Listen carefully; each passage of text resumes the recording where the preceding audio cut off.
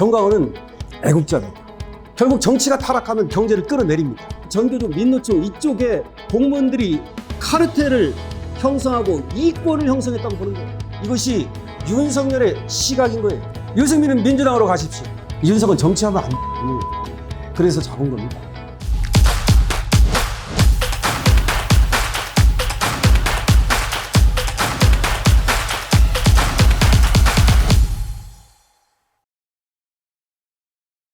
저는 여러분들이 아시다시피 저번에 이제 국민의힘에 당대표에 출마 선언을 했었습니다. 그리고 제가 여의도에서 거대하게 그야말로 큰 돈을 들여서 출정식도 열었습니다. 그래서 거의 500명에 가까운 그런 많은 분들이 오셨고, 실제로 언론에서도 지대한 관심을 보여주셨고, 그리고 당시에 제 지지율이 5%를 넘어서기도 했습니다. 그런데 불의의 일격을 당해가지고 어쨌든 완주를 하지는 못했습니다. 그럼 왜 내가 국회의원도 아니고 그리고 기성 정치인이 아님에도 불구하고 국민의힘 당대표에 나갔는가, 이거를 이제 간단하게 얘기하는 것으로 오늘의 제 말씀을 드리고자 합니다.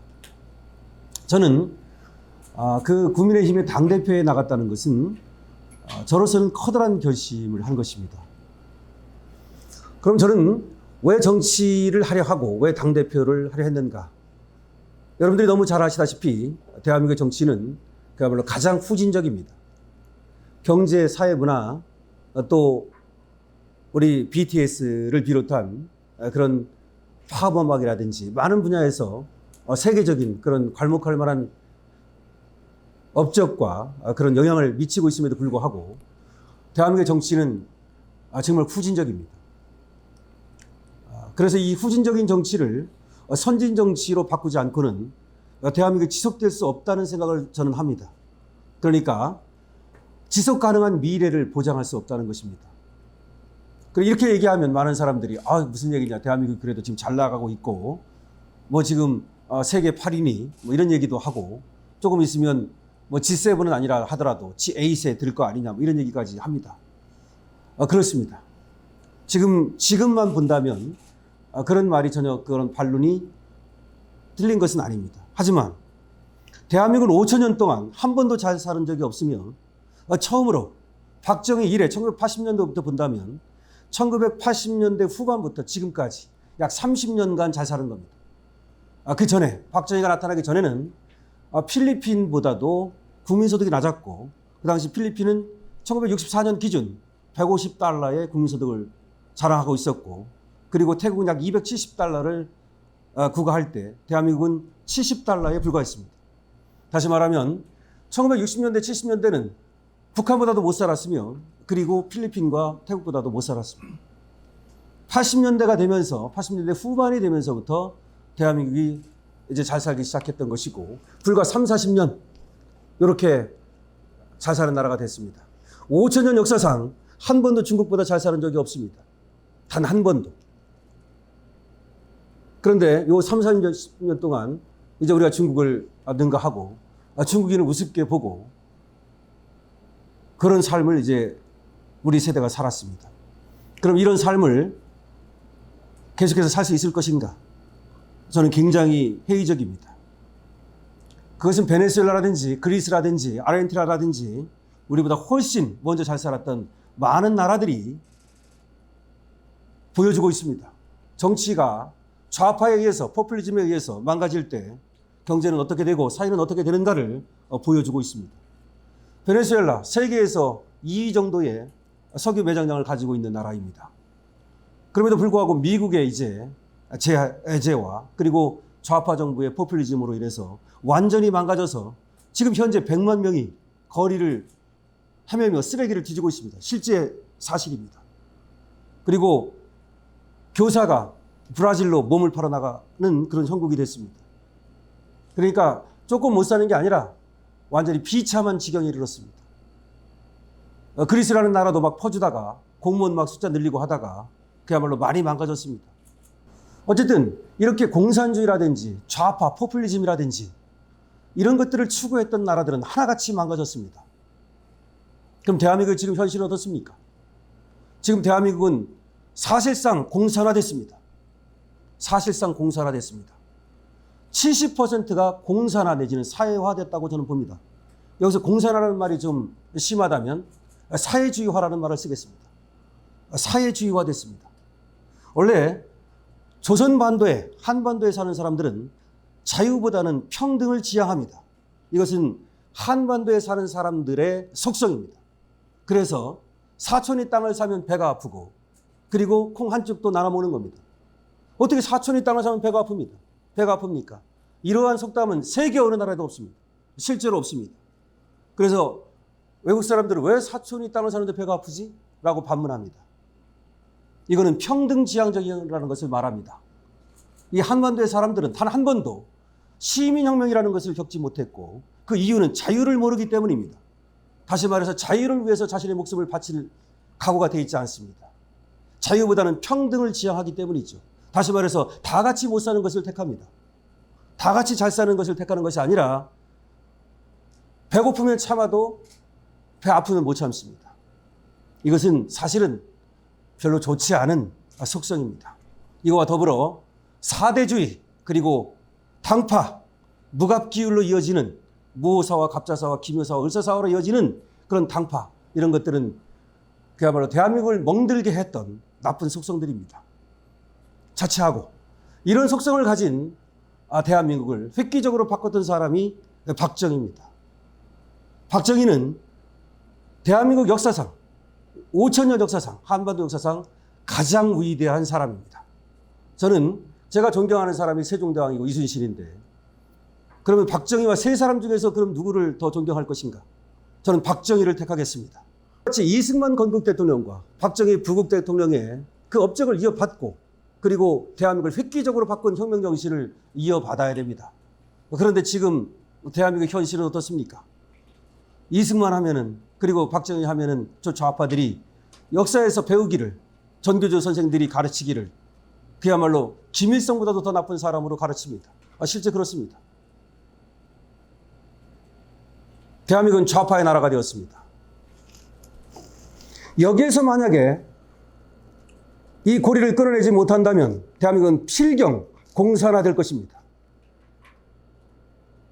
반드시 공산화되고 사회주의화될 것입니다. 물론 미국이 있습니다. 미국이 있기 때문에 그야말로 이만큼 유지하는 것은 여기 계신 분들은 알 것입니다. 그런데 모르는 사람들은 미국이 얼마나 우리에게 미친 영향이 큰지를 이해하지 못해요. 한미동맹이 없었다면 벌써 북한한테 먹혔습니다.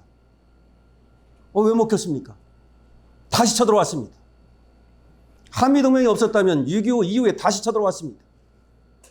그리고 막을 힘이 없었습니다. 이거 얘기 안 해도 되니까 여기까지만 얘기하겠습니다. 한미동맹 때문에 경제발전도 가능했던 겁니다. 걔들이 지켜줬기 때문에 우리는 국방력을 갖다가 거기에 쓸 돈을 경제에 쏟아부을 수 있었고, 그래서 이승만은 대단한 것입니다.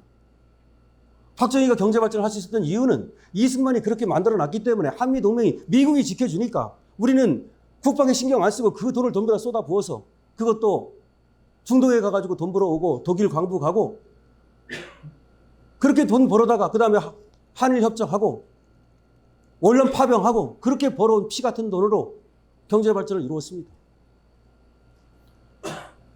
즉 이승만과 박정희가 만들어 놓은 겁니다. 그 다음 사람들은 그것을 열매를 따먹고 있는 것에 지나지 않습니다. 그러면 김영삼과 김대중의 공은 없는가? 그 사람들은 나름대로의 공을 갖고 있습니다. 각자. 문재인은 공이 없고요. 문재인은 최악입니다. 인조, 선조, 광해군, 연산군을 다 합친 것보다도 문재인이 더 나쁜 자입니다. 저는 문재인 때문에 사실은 정치에 뛰어드는 겁니다. 문재인 때문에 윤석열을 대통령 만들게 나선 겁니다. 문재인이라는 자 때문에. 자, 그래서 어쨌든 이렇게 문재인이 만들어 놓은 이런 어떤 포퓰리즘, 지금 이렇게 나라를 망쳐놓은 거, 이거를 정상화시켜야 된다는 겁니다. 이걸 정상화시키기 위해서 제가 국민의힘의 당대표가 돼야 된다고 생각했던 것입니다. 이 대한민국을 획기적으로 바꾸겠다는 겁니다. 이걸 바꾸지 않으면 좌파의 나라가 될 것이고, 그리고 지금 제가 말씀드린 것처럼 대한민국은 지속 가능하지 않을 것이다. 이렇게 보는 겁니다. 저 좌파들이 저렇게 이 나라를 갖다가 망가뜨리려 하고 있고, 그야말로 우리에게 개, 돼지의 삶을 요구하고 있다면 우리는 분연히 일어서 그것을 혁파하고 깨트려야 되는 겁니다. 그래서 저는 문재인이라고 하는 자가 말이죠, 그런 되지도 않는 정치를 하는 걸 보면서 윤석열을 대통령 만들어야 되겠다고 생각했고, 윤석열을 대통령 만들기 위해서 건희사랑 회장도 한 것이고, 제 변호사직을 팽개치다시피 하면서 글을 쓰고 그리고 또 얘기를 하고 그렇게 했던 겁니다. 저는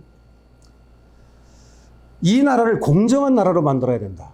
공정한 나라로 만들어야 된다는 생각을 합니다. 그러니까 잘 사는 것과 공정은 비례합니다. 민주당이 지들이 입만 열면 뭐 기회가 공정하니 무슨 문재인이 평등하니 공정하니 이런 말 하지만 그거는 수사에 불과합니다. 거짓말입니다, 다.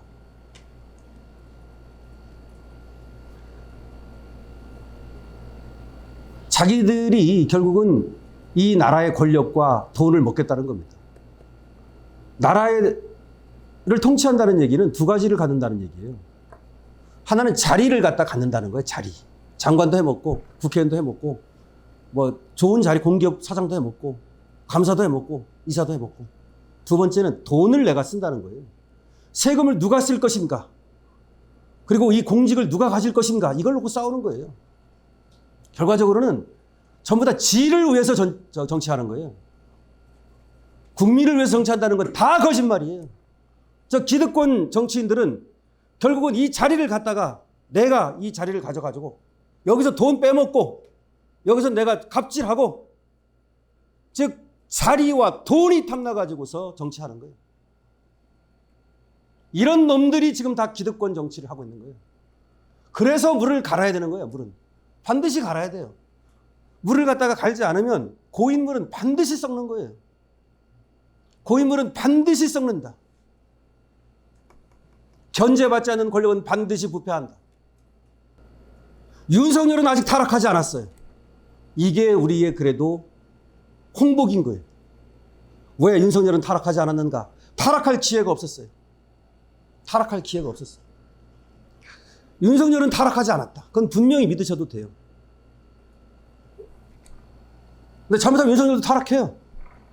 타락합니다. 그래서 우리가 견제하고 감시하고 또 밀어줄 건 밀어주고 해야 되는 거예요. 대통령은 타락하지 않았기 때문에 지금도 수능에 대해서 그렇게 말을 하는 거예요. 대통령이 왜 그렇게 말을 했다고 생각하십니까? 거기에는 깊은 이유가 있습니다. 이 사교육 시장을 저 좌파들이, 전교조 출신의 강사들이, 그리고 학생운동권 출신의 강사들이 지금 사교육 시장을 점령하고 있어요. 이자들이 이런 사교육 시장을 점령한 다음에 거기서 돈을 갖고 거기서 학생들을 갖다가 좌파로 선동해가지고서 타락시키고 거기서 돈을 빼가지고서 이거를 정치에 밀어주고 있어요. 그래서 사교육 시장과 강사들과 그리고 그쪽을 밀어주는 이 전교조 민노총 이쪽에 공무원들이 카르텔을 형성하고 이권을 형성했다고 보는 거예요. 이것이 윤석열의 시각인 거예요. 그래서 이거를 갖다가 타파해야 되겠다는 인식이 들어있는 거예요. 그래서 배운 데서만 시험을 내라고 말씀하시는 거예요. 배운 데서 시험을 안 내고 다른 데서 시험을 내면은 학교에서는 안 가르쳐 줬는데 학원 가니까 가르쳐 주더라. 일타 강사 어쩌고. 그 돈이 지금 좌파를 부양하고 있어요. 그리고 그 시장이 지금 학생들을 타락시키고 있어요. 윤석열의 인식은 이와 같이 작동하고 있는 겁니다. 하나만 예를 들은 거예요. 이거 말고도 윤석열 대통령의 인식은 바로 이 나라를 정상화시켜야 된다고 보고 있는 거예요. 곳곳이 썩어 빠졌어요. 교육시장만 썩어 빠진 것이 아니라 대한민국 곳곳이 썩어 빠졌다. 대한민국은 망하지 않는 것이 이상한 거예요. 솔직히 말하면 미국 때문에 망하지 않은 겁니다. 결국 정치가 타락하면 경제를 끌어내립니다. 그러니까 경제라고 하는 건요, 영원하지 않아요. 시대가 바뀌면 AI 시대가 지금 도래하고 있어요.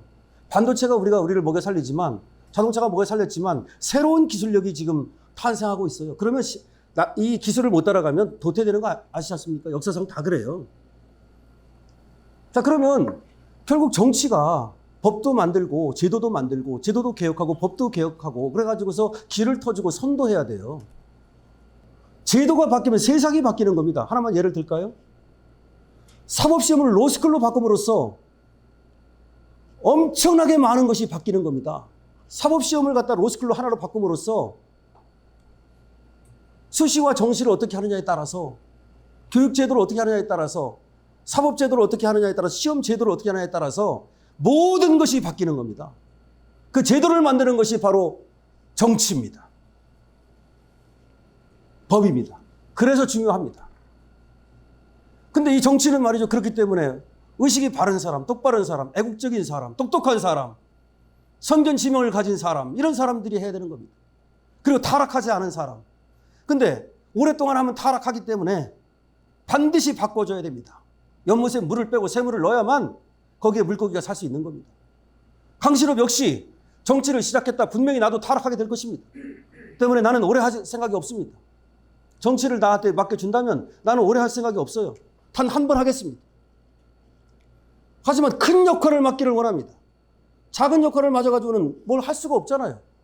그래서 당대표를 2년 동안 했더라면 제가 국민의힘을 근본적으로 바꾸고 공천혁명을 일으키고 그래서 먼저 국민의힘을 바꾸면 의석을 차지하고 그걸 통해서 국회를 바꾸고 국회를 바꿔서 법을 바꾸고 제도를 바꾸고 국회를 통해서 법을 바꾸고 제도를 바꾸면 제왕적 대통령제를 타파하고 의회민주주의를 진정한 의회민주주의를 구현하고 사법 시스템을 완전히 탈바꿈시키고 변호사, 대법관의 변호사는 그런 개 같은 나라가 어디 있습니까? 대법관의 변호사 개업을 금지시키고 검찰총장의 변호사 개업을 금지시키고 판검사 시험과 변호사 시험을 완전 분리해서 전관예우를 척결하고 지금 김현장이 대한민국을 지배하고 있습니다. 그 지배는 점점 갈수록 공고해지고 있습니다. 나중에는 대한민국이 아니라 김현장 공화국이 될 것입니다. 지금 민노총 공화국처럼 그렇게 엄청난 영향력을 미칩니다. 전관예우뿐만 아니라 후관예우가 나타나고 있어요. 후관예우는 뭐냐면 김현장 변호사 하다가 판검사 가면 김현장 봐준다는 걸 후관예우라고 말합니다. 전관예우보다도 더 무서운 형태가 지금 나타나고 있습니다. 이 모든 것을 바꿔야 합니다. 저는 사법개혁하고 싶어요. 사법개혁. 권순일 같은 자와 박영수 같은 자가 다시는 나타나지 않는 나라, 이런 나라를 만들고 싶어요. 이재명이 로비를 해가지고 7대5로 뒤집어 엎고 이게 무슨 나라입니까? 이게 무슨 나라야? 차라리 옛날이 나요. 세종대왕 같은 나라 그때 사형시킬 때도 왕이 직접 신문했어요. 왕이 했으니까 원님 재판했으니까 대충 했겠다. 천만의 말씀입니다. 그때가 더 공정합니다. 지금은 공정을 가장하고 있을 뿐이에요. 이재명 재판은 7대5로 판결이 났는데 이 7명이 완전히 스크럼을 짠 겁니다. 김명수, 권순일, 노정희 이런 자들이 짜고 친 고스톱이에요. 이게 무슨 재판입니까? 면죄부지. 사법을 반드시 개혁하고 싶다는 겁니다. 국회를 개혁하고 싶어요. 불체포특권을 폐지하고 의원수를 줄이고 대한민국은 작은 나라입니다. 누가 뭐라 해도 그렇게 많은 의원이 필요 없어요. 저는 주택 공개념을 도입하고 싶어요. 주택만은 공개념을 도입해야 된다. 어떻게 한 놈이 1200채씩 사가지고서 전세 사기를 하도록 놔둡니까? 이게 나라입니까 도대체가? 주택은 적어도 한 놈이 3개 이상 사지 못하도록. 3개면 충분하잖아요. 3개가 됐든 2개가 됐든 그것은 토의를 해야 되겠지만 주택을 한 놈이 몇천 채씩 사지면 안 된다 이 말이에요. 그것은 토지 공개념, 주택 공개념. 왜? 이것은 마구 찍어낼 수 없는 것이기 때문에. 마구 찍어낼 수 없는 거를 어떤 놈이 예를 들어서 이 책 강신업의 헌법과 운동하는 한 놈이 10만 권을 사도 돼. 사주십시오. 10만 권씩. 이거 한 놈이 10만 권을 사도 상관없어. 마구 찍어낼 거니까 그러면. 그럼 주택을 마구 찍어낼 수 있습니까? 안 돼요. 그렇다면 공개념을 도입해야죠. 적어도 한 사람이 3채씩만 산다. 이래도 저런 일이 벌어지지 않았을 거예요. 그리고 상당 부분 잡을 수 있을 거예요. 주택 공개념을 도입하겠습니다. 토지 공개념까지는 아니에요. 그거는 생각해 볼 문제입니다. 일단 주택 공개념을 주창합니다. 두 번째, 경제개혁 중에서 상속세를 폐지할 것을 주장합니다. 아니, 어떻게? 참, 30억만 넘으면 상속세가 50%야. 지금 현행 상속세가 30억이 초과되면 50%입니다. 10억부터 30억까지가 40%입니다. 집 한 채가 지금 2, 30억 하는데 그러면 상속세를 15억을 내라는 말입니다. 이게 얼마나 어리석은 법인지 아십니까? 이건 지킬 수 없는 법을 강요하는 겁니다. 때문에 어떤 일이 벌어집니까? 상속세를 피하기 위해서 편법을 쓰는 겁니다. 그게 호반건설입니다. 호반건설. 자기 지금 호반건설 김상열 회장이 두 아들한테 지금 편법 해가지고서 과징금 두드려 맞았는데 과징금이 문제가 아니에요. 근데 삼성은 너무나 큰 기업이기 때문에 편법을 못 쓰다가 지금 상속세 두드려 맞아가지고 이 부진이 지금 주식 다 팔고 난리 났어요. 그럼 삼성이 중요합니까? 호반건설이 중요합니까? 삼성이 어떤 회사입니까? 삼성이 무슨 죄를 졌다고 마치 상속세를 갖다가 벌금 매기듯이 합니까? 이게 나라입니까? 호주는 법이 상속세가 없어요. 호주는 상속세가 없다 보니까 중국의 부자들이 전부 다 호주로 지금 백만장자들이 몰려들고 있습니다. 그런데 여러분, 기업의 상속세는 50%가 아니에요. 거기다 경영권 프리미엄이 있어가지고 삼성이 상속하면 상속한 거 60%를 세금으로 내요. 60%. 이게 공산주의 나라지 이게 무슨 자본주의 나라입니까? 상속세가 필요하다 하더라도 그건 안 된다는 거예요. 그건 죄인들한테 물리는 벌금이지 그것이 어떻게 상속세입니까? 저는 제가 당대표가 됐더라면 이 상속세를 완벽히 손봤을 겁니다. 그리고 10억 이하도 지금 상속세가 얼마냐면 10억 이하도 20%예요. 10억 이하가 30%다. 30%. 10억에서부터 30억까지가 40%. 10억이 상속세가 30%야. 아니 돈 10억 그 자식한테 물려주는데 30%를 때려버리면 그럼 정직한 사람은 되겠죠 물론. 근데 안 정직한 사람들은 다 편법 쓰겠죠. 대한민국은 정직하게 살다가는 거지 돼요. 실제로. 세금 정직하게 내고 그 다음에 뭐든지 다 정직하게 내고 그러면 거지 됩니다. 이거는 잘못된 거예요. 이것도 얘기하려면 끝이 없는데 하여튼 상속세를 대폭 감면하거나 폐지하겠다는 거예요. 굳이 말하자면 30억까지는요 한 10%만 내면 돼요. 말하자면. 그리고 기업에 그렇게 많은 상속세를 매겨가지고 기업을 휘청거리게 만들면 안 돼요. 나는 저거 이런 생각을 해봤어요. 만약에 이재명이 갑자기 죽으면 어떻게 되지? 그럼 상속이 불가능해요 이제. 이재명 아들한테 상속되면 다시 또 내야 돼 그만큼. 60% 내야 돼. 예, 그렇게 되면 어떻게 되느냐? 이게 중요한 얘기예요. 다 결국은 뭐가 되는 거냐면 국유화시키는 거예요. 우리나라는 기업하면 안 돼요. 엄밀히 말해서. 근데 기업하는 사람들이 중요한 거예요. 정치인은 중요하지 않아요. 정치인들은 안 중요하다는 건 아니지만 웬만한 머리만 가진 사람들은 할 수 있어요. 정치인은 똑똑한 사람이 하는 게 아닙니다. 가슴이 뜨거운 사람들이 하는 거예요, 정치는. 기업은 똑똑한 사람들이 하는 겁니다. 세상에서 가장 어려운 것이 돈 버는 거예요. 동의하십니까? 세상에서 가장 어려운 것이 돈 버는 거예요. 왜? 돈은 모든 사람들이 갖고 싶어 하기 때문에. 사법고시보다 돈 버는 것이 훨씬 어렵습니다. 그냥 어떻게 운 좋아가지고 부동산 사놨다가 버는 사람도 있겠죠. 저는 전반적으로 얘기하는 겁니다. 그 부동산 산 것마저도 그 사람의 노력이고 그 사람의 뛰어난 안목일 수 있는 거예요. 돈 버는 건 굉장히 어려운 일인 겁니다. 특히 돈 버는 것도 그냥 돈이 아니라 기업을 통해서 돈 버는 거는 천재들만이 할 수 있는 거예요. 천재들만이 할 수 있는 거예요. 이거리는 천재입니다. 이병철 천재고 전지호 천재고 여러분 동의하시죠? 다 천재들이에요. 어떻게 정주영을 일개 국회의원, 일개 이런 놈들하고 비교합니까? 불세출의 영웅입니다. 박정희에 비교할 만한 영웅이 정주영이에요. 쉽게 말씀드리면. 이런 영웅들이 기업을 하는 거예요. 마이크로소프트라든지 여러분 알다시피 지금 미국의 엄청난 그 기업 다 천재들입니다. 하나같이. 이런 천재들이 기업을 일구고 이 사람들이 결국 여러 사람을 먹여 살리는 건데 우리나라는 그런 사람들에 대한 존중이라든가 그런 사람들에 대한 어떤 이게 없어요. 정치인이 지가 더 높은 줄 알아. 지가 더 훌륭한 줄 알아. 문재인이는 아마 지가 정정보다 더 훌륭한 줄 알걸. 문바들은 아마 노무현이가 무슨 이병철보다 훌륭한 줄 알걸. 저는 그래서 기업을 살리는 정말 기업하는 사람이 존중받는 사회를 만들고 싶은 겁니다. 상속세도 전면적으로 감축하거나 폐지하겠습니다. 특히 중소기업 하다가 상속세 때문에 다 때려치워버리고 다 팔아버립니다. 그냥 다 팔아버리고. 그래서 미국처럼 또 일본처럼 승계가 안 돼요. 일본은 6대 7대까지 가면서 같은 업을 계속합니다. 장인 정신이죠. 대한민국은 그걸 못하게 만들어요. 미쳤다고 합니까? 할 필요가 없어요. 누구를 위해서 하는데요. 이게 안 되는 거예요. 자, 이런 것들을 저는 그래서 기업, 상속세를 하나 예를 들은 겁니다. 토지 공개념, 그러니까, 아니, 주택 공개념, 경제는 두 가지만 얘기할게요. 그리고 사법은 바로 대법관의 또 검찰총장의 변호사 개혁 금지, 전관예우 철폐, 판검사 시험과 변호사 시험의 완전한 분리, 그 다음 행정교육 개편해야 됩니다. 저는 행정교육을 개편하고 싶어요. 경상도와 전라도, 이거 언제 만든 건지 아십니까? 고려 때 만드는 거예요. 경상도는 경주와 상주를 줄인 겁니다. 옛날에는 경주와 상주가 가장 큰 도시였어요. 충청도는 충주와 청주의 약자예요. 가장 큰 도시였어요. 근데 충청도, 지금은 다 충북에 있잖아요. 충남은 포괄하지도 못해요.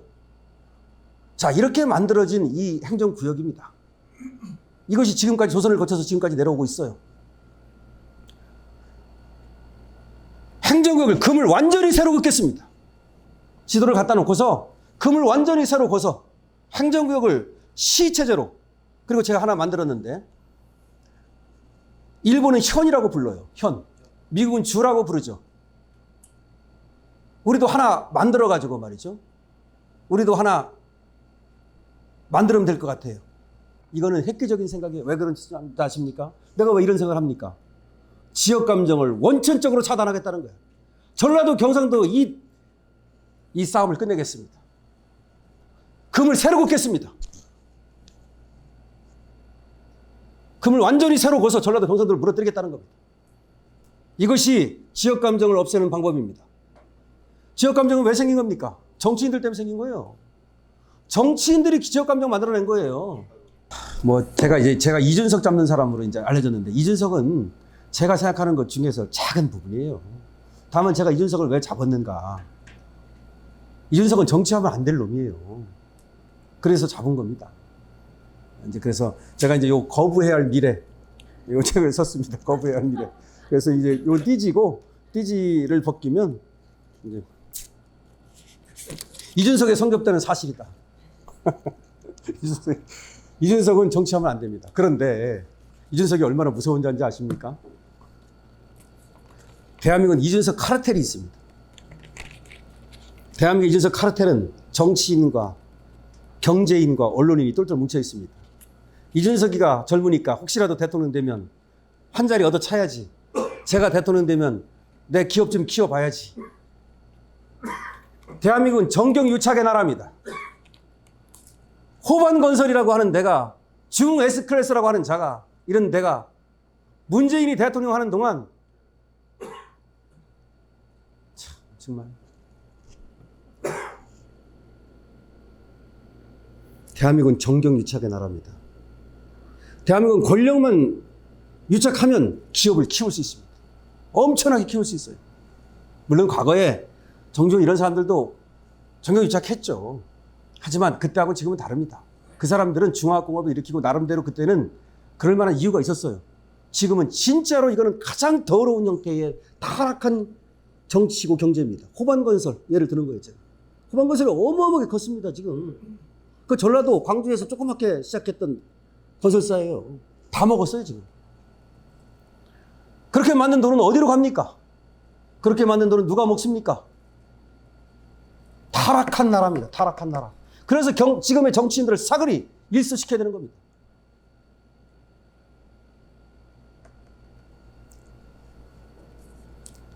어쨌든 이준석 이자가 근데 이미 타락했다 이 말이에요. 이자가 타락했어요. 이자가 타락해가지고 바로 그런 카르텔 속에 들어가 있는 거예요. 이준석이 어디서 저 돈을 먹었는지 그건 잘 몰라요. 나는 먹었을 것으로 추정합니다. 이준석이가 코인을 통해서 돈 벌었다? 믿지 않습니다. 이준석이가 주식에도 상당한 연관이 됐다는 지금 제보가 저한테 들어왔습니다. 당대표를 했습니다. 근데 특히 돈을 벌었다고 돌아다닙니다. 백수입니다. 12년째 백수인데 12년 때 마이너스 3선 그 돈 어디서 났습니까? 이준석은 돈이 있는 것으로 저는 봅니다. 얘는 국회의원을 하고 싶은 것이 아닙니다. 진짜 국회의원 하고 싶다면 노원에 가가지고 정말 운동화가 다 해지도록 막 돌아다녀야 됩니다. 그냥 노원에 안 갑니다. 저 순천에 가가지고 뭐 순진한 행보라고 순천 진주 왔다 갔다 합니다. 무조건 텔레비 나갑니다. 근데 김남국이가 코인 사태가 터지니까 도망가가지고 텔레비 안 나왔습니다. 정치를 한다 그러면서 실제로는 돈을 버는 자들이 있습니다. 대한민국은 정치를 하면 돈이 생깁니다. 대한민국은 정치를 빙자해서 실제로는 돈을 버는 자들이 있습니다. 이준석이 그렇다고 의심합니다. 정말 얘가 국회의원을 하고 싶은 걸까? 왜 마이너스 3선을 했는데도 불구하고 국회의원을 하기 위해서 온 노력을 다하지 않는 것일까? 그리고 그 돈을 어디서 나는 것일까? 물론 큰 돈인지 작은 돈인지는 모릅니다. 어쨌든 땀 흘려서 일하지 아니하고 젊은 놈이 가서 복사도 해보고 심부름도 해보고 하지 아니하고 28살, 7살 때부터 성선합 받고 고관 대접 받으면서 2시 정치인을 하고 있습니다. 그것보다 행복한 것이 어디 있습니까? 해피한 것이. 오히려 국회의원이 되면 할 일도 많고 그야말로 지역구에 가지고 굽신거려야 되는데 국회의원 안 하니까 굽신거릴 데도 없고 돈은 어디서 생기고 황제 노름을 하고 있는 것입니다. 이준석이는 실제로 황제 노름을 하고 있는 겁니다. 이것을 누군가가 가능케 하고 있습니다. 민주당에서 역선택을 위해서 도와주는 것인지 뭔지 모르겠습니다. 저는 민주당과 깊게 연관되어 있다고 믿습니다. 이준석이가. 실제로 윤석열 대통령이 당선됐을 때 이준석의 표정을 보셨습니까? 나라를 잃은, 역대 나라를 잃은 표정이었습니다. 윤석열의 당선을 원하지 않았습니다. 윤석열이 당선이 안 돼야 자기가 당대표로서 그야말로 이재명하고 짝짝꿍을 할 수 있었기 때문입니다. 이렇게 지금 국민의힘은 썩어 빠졌습니다. 그런데 이런 이준석이를 지금도 옹호하는 자들이 지금 넘쳐나고 있습니다. 이준석인 그래서 제가 이제 잡는 겁니다. 이 책, 헌법과 운동하는 제 사상과 제 정치 철학이 들어있는 책입니다. 물론 여기 다 담지는 못했지만 일부가 여기 그래도 좀 들어있습니다. 저는 이 책을 그래도 소중하다고 생각합니다. 물론 1단이 들어있고 칼럼식이기 때문에 깊이 또 못 쓴 면도 있지만 그래서 여러분께 말씀드린 것이고 어쨌든 간에 저는 제 정치를 K폴 정치라고 이름 붙였습니다. K폴 정치. 그러니까 K팝처럼 K. 그래서 K폴. 한국 정치. 근데 이 K는 코리아의 약자이기도 하고 강신업의 약자이기도 합니다. 그래서 K폴. K폴 정치연구소장입니다. 제가. 연구는 없습니다. 저 혼자입니다. 혹시 K폴 정치연구를 하고 싶은 분이 있으면 받아주겠습니다. K폴 정치연구소장이며 저는. 그래서 대한민국 정치를 어떻게 바꿀 것인가를 깊이 생각합니다. 그래서 아까 1단을 얘기했습니다. 1단. 여기 근데 제가 어떻게 하겠다는 것이 쭉 있습니다. 그리고 대한민국의 정통성과 정체성을 세우겠다. 그래서 8.15를 광복절이 아닌 건국절로 기념하겠다. 이것도 굉장히 중요한 겁니다. 아니 8.15가 뭐가 광복절이 그렇게 소중한 날입니까?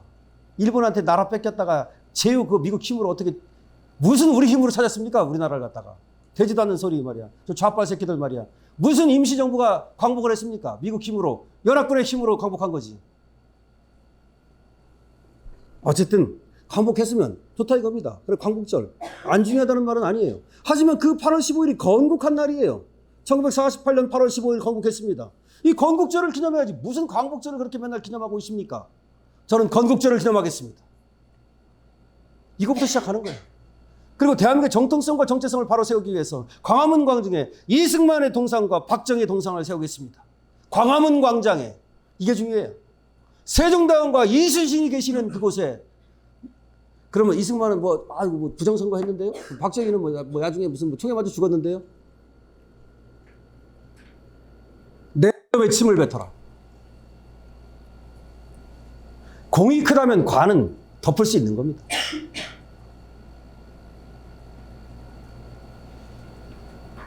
아침에 밥만 먹고 화장실 안 가는 자가 있습니까? 우리는 화장실 가는 것을 말하지 않습니다. 밥 먹는 것만 얘기합니다. 화장실 가는 걸 다 까볼까요? 이승만과 박정희는 과로 평가할 수 없는 사람들입니다.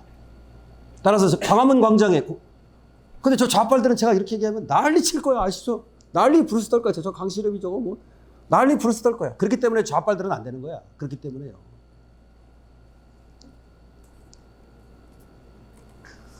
자, 어쨌든 그런 생각을 제가 갖고 있다는 겁니다. 대한민국의 정통성과 정체성을 바로 세우겠다. 그리고 지속 가능한 나라를 만들겠다. 그러기에 진정으로 공정한 나라를 만들겠다. 사법을 개혁하겠다. 그리고 경제를, 공정경제를 구현하겠다. 진짜 공정경제를 구현하겠다. 그 다음에 각종 제도를 정비하겠다. 로스쿨이요? 로스쿨 없애야 됩니다. 이렇게 말하면 아이고 당신이 사법시험 했으니까 지금 로스쿨 없애야 된다는 거 아니에요? 로스쿨을 어떻게 들어가는지를 알지 못합니다. 공정하지 않다고 봅니다. 조원희가 조국 아들이 로스쿨 가려고 지금 그러다가 뭐 못 가긴 했습니다만 지금 교수가 알면 백으로 들어가는 건지 뭐 면접점으로 들어간다고 그러고 무슨 뭐 이상해. 이상한 거 전부 없애겠습니다. 조선이 여러 가지 단점이 있었음에도 불구하고 조선이 500년을 지속할 수 있었던 이유는 과거제도 때문입니다. 조선은 과거에 붙지 않으면 그 누구도 절대로 벼슬을 못했습니다. 공정한 시험은 진짜 과거제도입니다. 진사를 1년에 한 번 시험 볼 때마다 100명 뽑습니다. 진사를 100명, 생원을 100명 뽑습니다.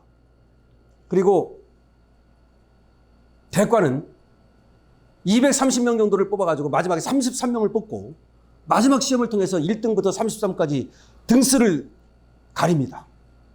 정말 체계적이고 완벽한 시험입니다.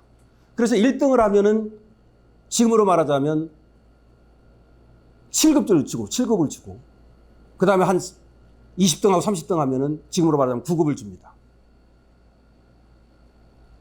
갑과 육품입니다. 장원급제는 갑과 육품. 그러니까 정육품.